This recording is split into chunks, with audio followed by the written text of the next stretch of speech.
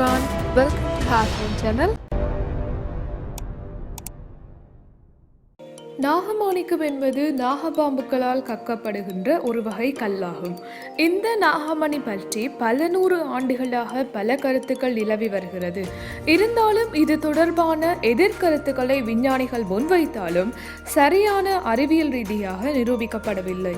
இந்த நாகமாணிக்கம் என்பது நாகங்கள் யாரையுமே கடிக்காமல் சுமார் 60 வருடங்களாக இருப்பதால் அதன் கடைவாயில் தேங்கியுள்ள விஷமே இறுகி நாகமாணிக்கமாக உருவாகிறது என்று கூறப்படுகிறது. இந்த நாகமாணிக்கத்தை வைத்து நாகபாம்புகளை விரட்டலாம் என்றும் இந்த கல் மிகவும் அபூர்வமானது என்றும் கூறப்படுகிறது. அதாவது பச்சை தவளைகள் நிறைய இருக்கும் இடங்களில் தான் இவ்வாறான நாகபாம்புகள் வாழும் என்றும் இவை பச்சை தவளைகளையும் பூச்சிகளையும் உண்டு வாழும் என்றும் சொல்லப்படுகிறது. இது மட்டுமன்றி 1,00,000 பாம்புகளில் ஒன்று மட்டும்தான் இப்படி நாகமாணிக்கத்தை உருவாக்கும் வலிமை கொண்டதாக இருக்குமாம். இப்படிப்பட்ட நாகங்கள் சுமார் 110 தொடக்கம் 150 ஆண்டுகள் வாழக்கூடியன என்றும் கூறப்படுகிறது. அமாவாசை தினங்களில் இருள் காரணமாக ஒளியின்றி பாம்புகள் இரை தேட வசதியின்றி இருக்குமாம். அவ்வாறான நிலையில் இந்த கல்லை வெளியில் கக்கி அதன் ஒளியில் இரை தேடுமாம். இதற்கான காரணம் இந்த நாகமாணிக்கம் நிறைய பிரகாசமானதாக இருப்பதால் இரை தேடி முடிந்த பிறகு அந்த கல்லை மீண்டும் உள்ளெடுத்து கொள்ளுமாம்.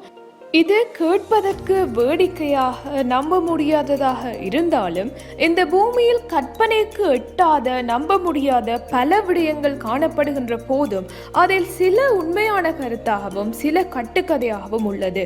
கற்பனைக்கு எட்டாத காரணத்தினால் எதையும் உண்மை இல்லை என்றோ உண்மையானதென்றோ கூறிவிட முடியாது.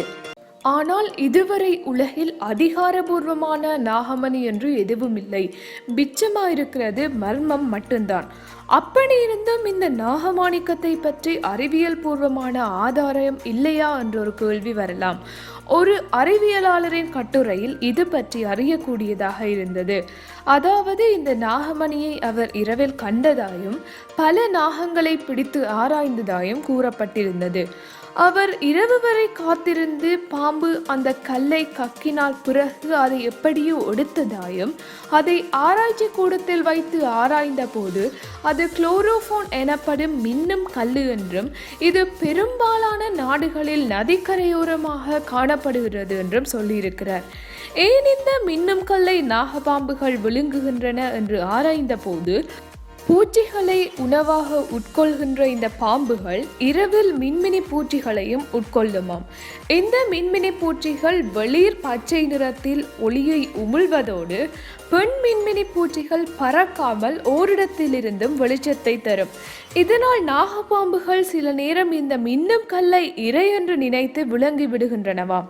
பாம்புகளின் சிறப்பியல்புகளில் ஒன்று எதையும் விழுங்கிவிட்டு தேவையற்றதை வெளியேற்றி விடும் எனவும், உதாரணமாக முட்டைகளை விழுங்கிவிட்டு அதன் வெளிப்புறத்தை வெளியேற்றுவது போலதான் இந்த கல்லையும் வெளியேற்றுவதை கண்டு அதை நாகமாணிக்கம் என்று பார்த்த பலர் நம்பியிருக்கலாம் என்றும், அறிவியல் ரீதியாக பாம்பிற்குள் இப்படியொரு கல்லை வைத்திருப்பதற்காக எந்த ஒரு பகுதியும் இல்லை எனவும் நிரூபிக்கப்பட்டுள்ளது.